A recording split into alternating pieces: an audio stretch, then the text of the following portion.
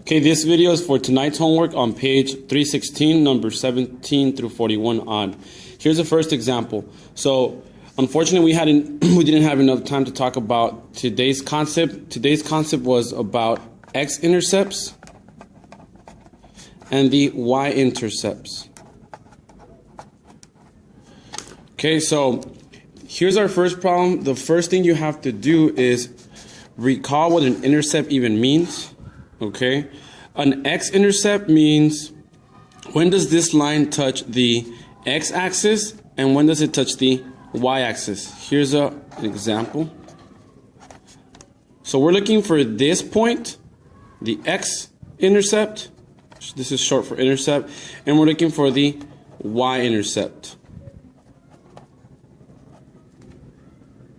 Now, let's look at how can we solve for the intercepts. So, if we go ahead and create a little table here, if I set x equal to 0, I will be looking for the y-intercept. So, if I set x equal to 0, I get 2 times 0, which is 0 minus 1.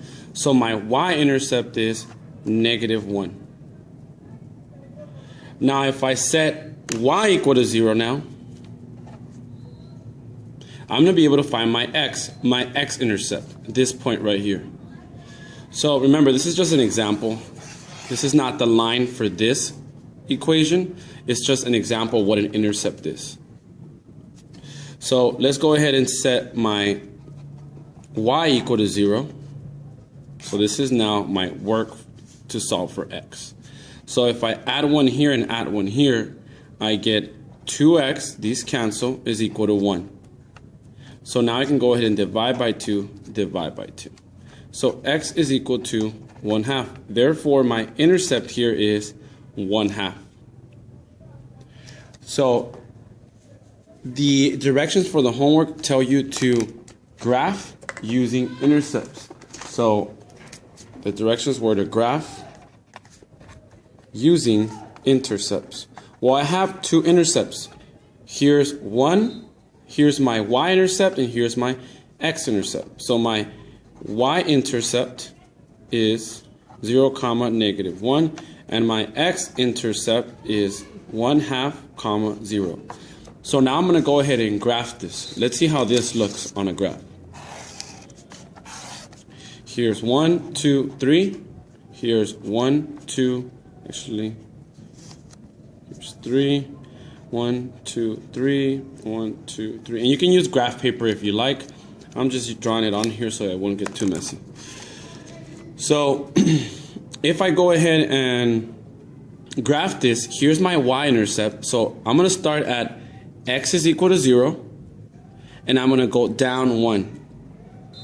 So here, I'm going to draw a little arrow, is 0, -1. And this is what we call my y-intercept, because it's touching the y-axis. This is the y-axis, this is the x-axis.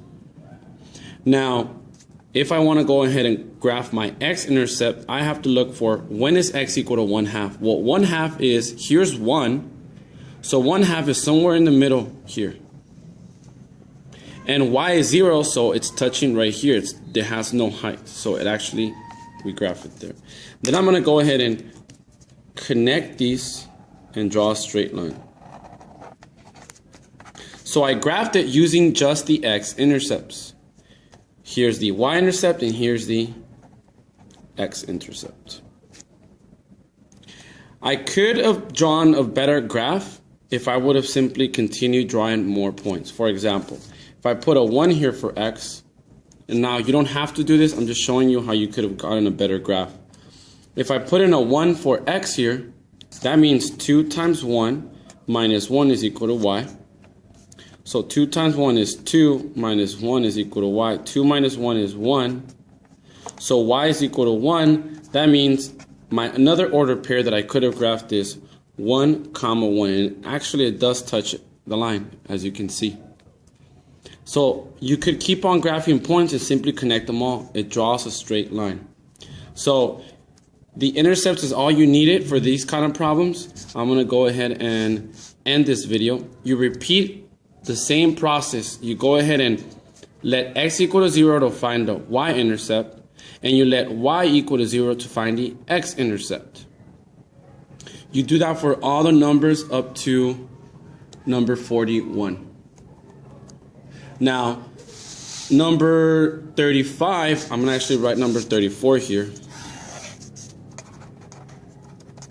Number 34, you guys are doing odd, but I'm going to do this even one.